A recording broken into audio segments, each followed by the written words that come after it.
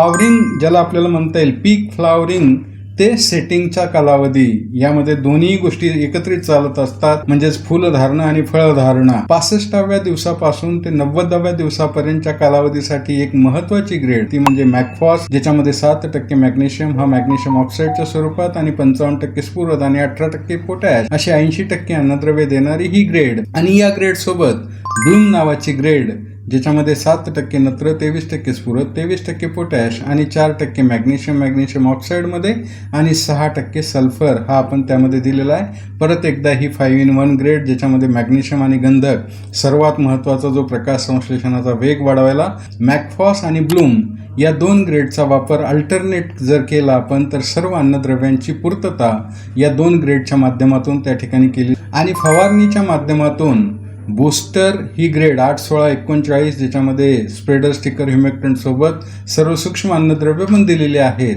या ग्रेडचा उपयोग आपण त्या ठिकाणी करावा. आणि फ्रूट ही ग्रेड 77व्या दिवशी म्हणजे ज्याच्यामध्ये नत्र, स्फुरद, पालाश सोबत कॅल्शियम आणि सूक्ष्म अन्नद्रव्य सोबत स्प्रेडर स्टिकर ह्युमेक्टंट हेही दिलेलं आहे.